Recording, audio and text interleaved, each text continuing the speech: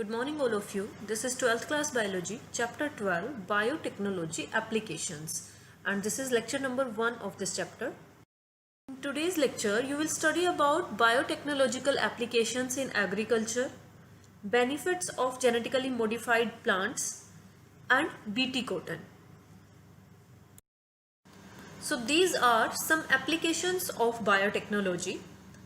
Biotechnology can be used in biopharmaceuticals, means for making many medicines. It can be used in therapeutics, means for the treatment of some diseases. It can be used in diagnostics, means for the diagnosis of diseases. It can be used to make genetically modified crops. It can be used for the processing of food. Sixth, it can be used for the bioremediation. Bioremediation means use of living organisms to clean a polluted site. Then waste treatment, for the treatment of waste also biotechnology can be used, like for the sewage treatment. For energy production also it can be used. So all these are applications of biotechnology. These are 3 critical research areas of biotechnology on which biotechnologists are doing research. So first thing, provide best catalyst in the form of improved organism, usually a microbe or pure enzyme. So here first research area of biotechnology is to provide an improved organism. This improved organism can be a microbe or it can be a pure enzyme. Okay, and that enzyme or that microbe should work as a best catalyst. Okay, so using these organisms many microbes, so using these microbes to make the best catalyst is a research area of biotechnology. Biotechnologists are trying to make such catalysts. Next thing, create optimal conditions through engineering for a catalyst to act. Okay, so different for if we talk about the enzyme, a particular pH and particular temperature is required to for the action of any enzyme. Okay, so creating those optimal condition, either it can be pH or it can be temperature or any other condition, means on which that catalyst can act most efficiently. Next thing, downstream processing technologies to purify protein or organic compound. Okay, so improve those downstream processing technologies so that our yield can be increased, so that we can easily purify our desired product. So these are 3 areas in which biotechnologists are doing research. Now we have 3 options for increasing food production, that how we can increase our crop production and in turn the food production. So first thing is agrochemical based agriculture. Means first option we can use chemical fertilizers to increase the crop production and food production, right? Second thing, we can do organic agriculture, and third, we can use genetically engineered crop based agriculture formula. Okay, genetically engineered crop plants can be used, and those can also increase the food production, right? So we have these 3 options. Now these genetically modified organisms, either it can be crop, plant or any other animal. Okay, so genetically modified organisms are the plants, bacteria, fungi and animals whose genes are altered by manipulation. Okay, so any organism's gene whose genes are altered, those are called genetically modified organisms. These are the advantages that we get if we modify a crop plant or any plant. So these are the advantages of genetic modifications in plants. First is it makes crops more tolerant to abiotic stresses. Abiotic stress is like cold, drought, salt, heat, etc. So our plant becomes more tolerant to these stresses. Next advantage, pest resistant crops reduce use of chemical pesticides, because due to alteration of gene, that crop plant will be able to kill that that pest itself. Okay, so there will be no need of any chemical pesticide to kill that pest. We will discuss about that, how a plant will be able to kill the pest itself. So these plants become pest resistant. Next thing, it helps to reduce post harvest losses, means the losses after the harvesting of crop. Okay, like some for some crops viability period is very less, and just after the harvesting these food products get damaged. Like if we talk about tomato, okay, so there is very much post harvest loss for these food products.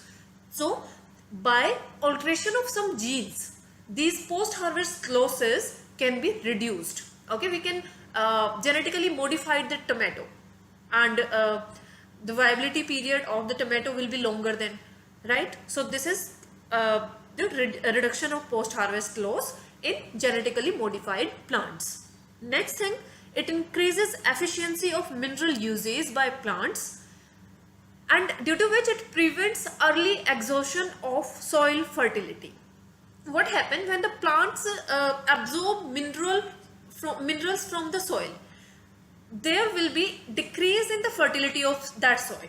Okay, because the minerals are continuously absorbed by those plants. Okay, and that cause exhaustion of soil fertility, right?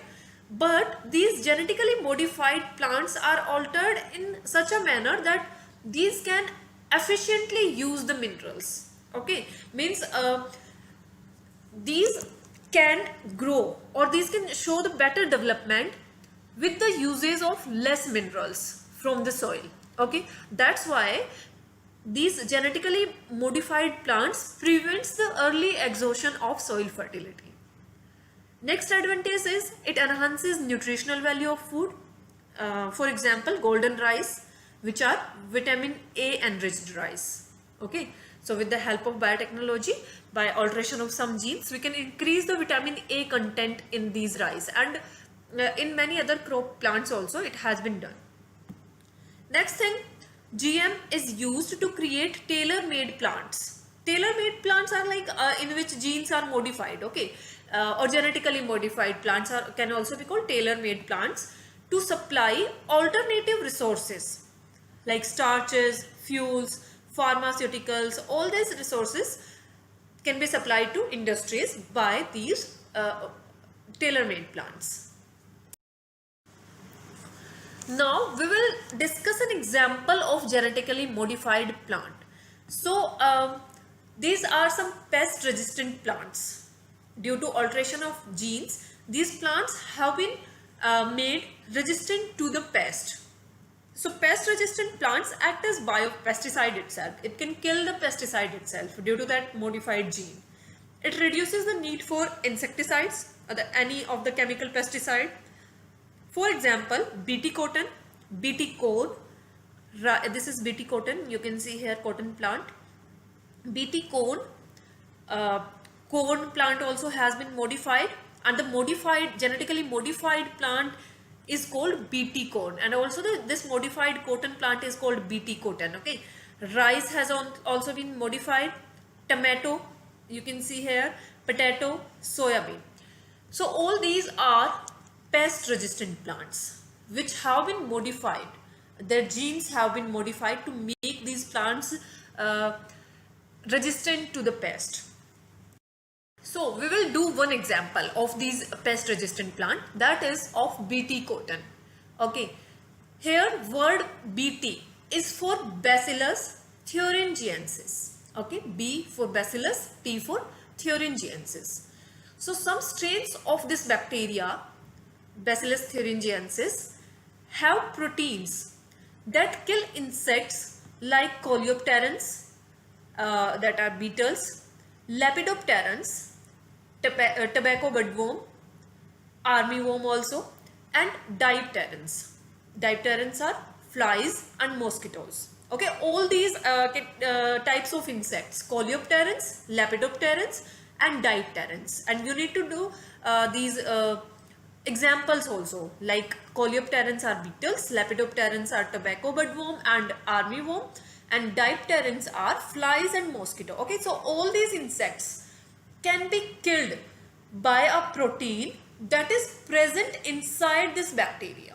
Okay, so we can use that protein of this bacteria for protecting our cotton plant from these insects. Okay, because these insects cause a loss in the crop production, in the cotton production, right? That's why we need to kill these insects.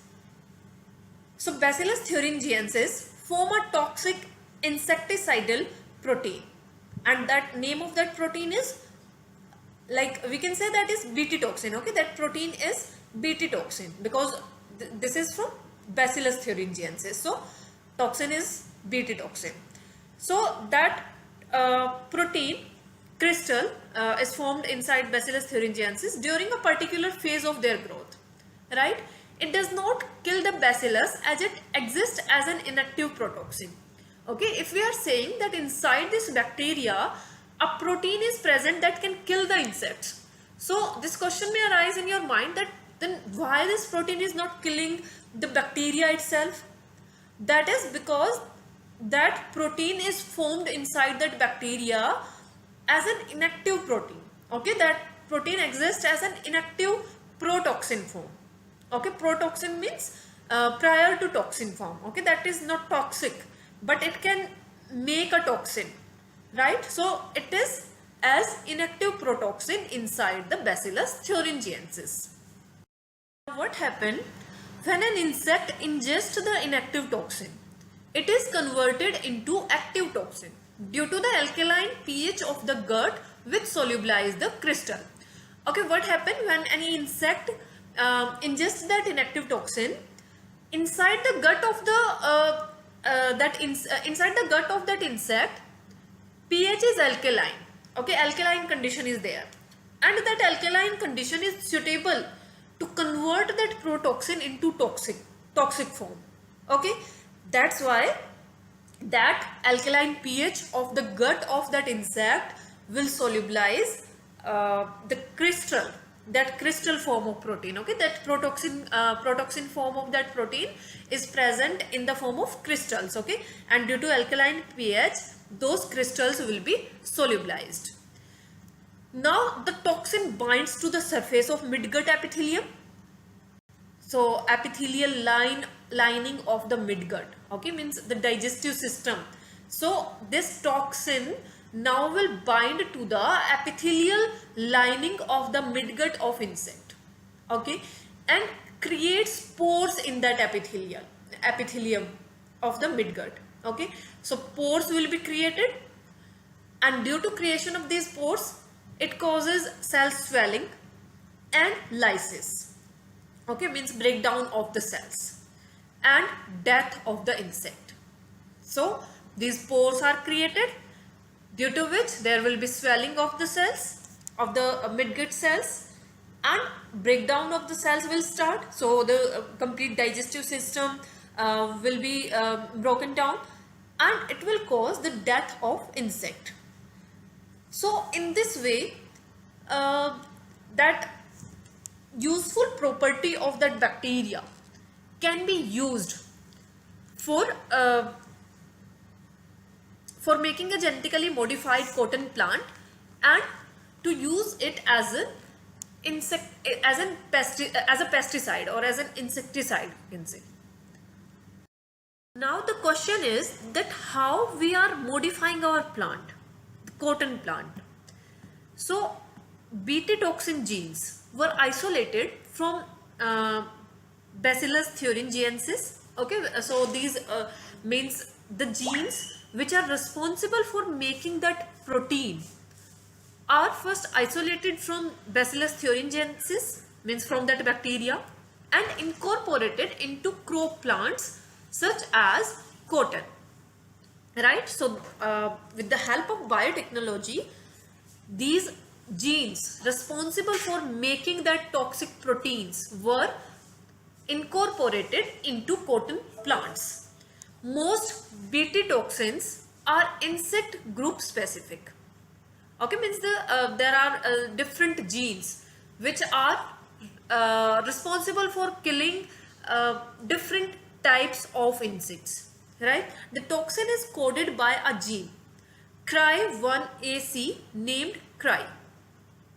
So these genes are called Cry genes, and the specific name of this gene is like all these are Cry genes. It can be Cry1AC, Cry2AB, okay, like this. So different genes are responsible for killing of different insect groups. For example, proteins encoded by genes Cry1AC and Cry2AB control the cotton bollworms, and that of Cry1AB controls cone borer.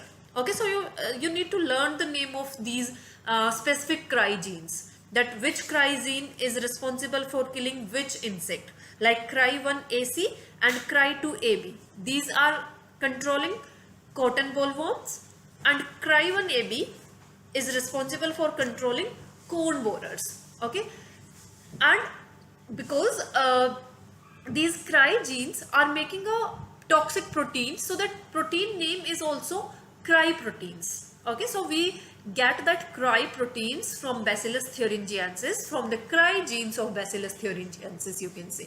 Okay, this gene is incorporated into the cotton plant, and then this gene is expressed inside that cotton plant, means the Cry proteins are formed inside the cotton plant. Okay, and when any insect feed on that cotton plant, it becomes responsible for the killing of that insect. So this is all for today. Your homework for today is NCERT question number 1, 2 and 3.